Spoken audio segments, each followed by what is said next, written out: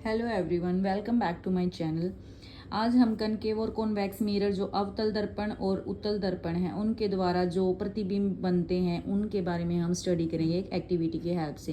ये मैंने दो मिरर ले रखे हैं। ये वाला है कॉनकेव मिरर और ये कॉन्वेक्स मिरर। कॉनकेव को हिंदी में अवतल बोलते हैं, कॉन्वेक्स को हिंदी में उत्तल दर्पण बोलेंगे।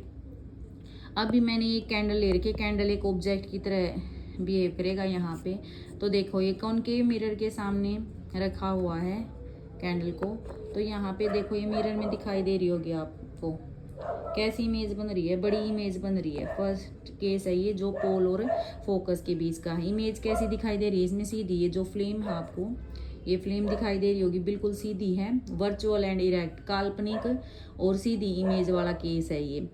अब इसी ऑब्जेक्ट को मैं कॉन्वेक्स मिरर के सामने ले जाऊँ। ये देखिए इमेज कितनी छोटी बन रही है उत्तल दर्पण में। फिर से देख लेते हैं कंपेयर करके। फिर से हम अगर इधर ले आए, ये देखिए फ्लेम में ही देख लीजिए कितना अंतर आ रहा है। यहाँ पे इस मिरर में फ्लेम कंप्लीट आ भी नहीं पा रही है, और यहाँ इस मिरर में ये देखिए।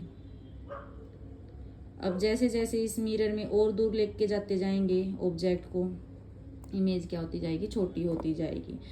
जो हमारा कॉन्वेक्स मिरर होता है इसमें हमेशा कैसी इमेज बनेगी? Virtual and erect. और साइज इसमें क्या होता है? इमेज का, प्रतिबिंब का साइज क्या होता है? छोटा होता है। ये मिरर में आपको दिखाई दे रही है, ये हमारा ऑब्जेक्ट है और वो मिरर में हमें इसकी इमेज दिखाई दे रही है। हमेशा वर्चुअल और इरेक्ट बनेगी, चाहे कहीं भी रखें हम वस्तु को।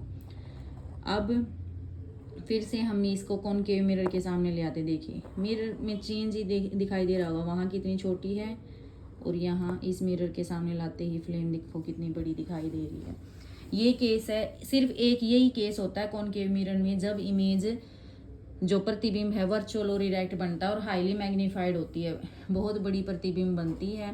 ये केस कौन सा होता है? जब वस्तु को आप ध्रुव और फोकस के बीच में रखते हो, पोल और फोकस के बीच में। इसके अलावा सभी केसेस, जो 5 केसेस हैं, उनमें जो इमेज बनती है वो रियल एंड इन्वर्टेड बनेगी। और रियल एंड इन्वर्टेड इमेज को हम स्क्रीन पे देख सकते हैं। ये जो इमेज अभी बनी हुई है ये स्क्रीन पे नहीं आएगी। वर्चुअल एंड डायरेक्ट इमेज कभी भी स्क्रीन पे ऑब्जर्व नहीं हो सकती। अब इसी को मैं ऑब्जेक्ट को दूर करती जाऊंगी और यहाँ मैंने स्क्रीन एक तरह से दीवार को ही माना। अभी मैं दिखाऊंगी आपको कि जैसे जैसे डिस्टेंस बढ़ेगा उसके अकॉर्डिंगली कैसे इसमें चेंज होगा इसकी इमेज में। ये देखिए डिस्टेंस हम बढ़ाते जाएंगे ऑब्जेक्ट का। वस्तु जैसे जैसे दूर करते जाएंगे मिरर में से दिखाई देनी क्या हो जाएगी? बंद हो जाएगी इमेज। बस ये हल्का सा रिफ्लेक्शन हो रहा है।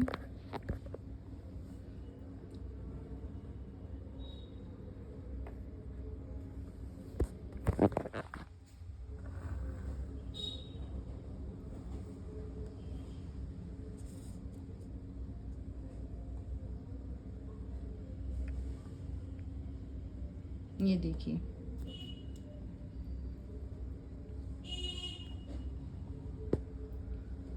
ये स्क्रीन पे दिखाई दे रही है फ्लेम। स्क्रीन कौन है? अब ये जो दीवार है, एक प्रकार से दीवार ही स्क्रीन की तरह बिहेव कर रही है।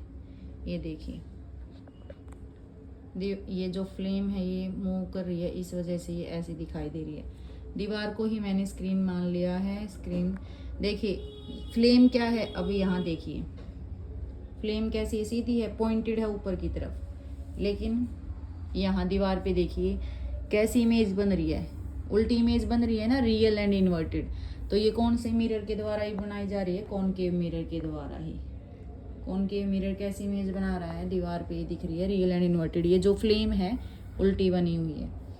तो आई थिंक आपको क्लियर हो गया होगा। स्क्रीन पे ये ऑब्जर्व हो रही है।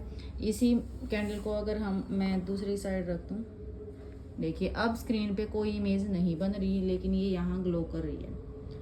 तो जो वर्चुअल इमेज होती हैं उनको हम स्क्रीन पे ऑब्जर्व नहीं कर सकते, और रियल और इन्वर्टेड जो इमेज होती हैं उनको हम स्क्रीन पे ऑब्जर्व कर सकते हैं, जैसा कि अभी हमने देखा था स्क्रीन पे। ये अभी भी ये देखिए ये दिखाई दे रही है। ये फ्लेम जो मोमबत्ती की फ्लेम है वो कैसी दिखाई दे रही है? उल्टी है, ये इन्वर्टेड। ये पॉइंटेड है, ये मोमबत्ती में ऊपर की तरफ है, बट स्क्रीन पे दीवार पे हमें कैसे दिखाई दे रही है, उल्टी दिखाई दे रही है। यही होती है real and inverted image. Thank you, thanks for watching. अगर आपको अच्छा लगा हो चैनल तो प्लीज़, कंटेंट अच्छा लग रहा हो तो प्लीज़ लाइक करें, शेयर करें और सब्सक्राइब करें। Thank you so much.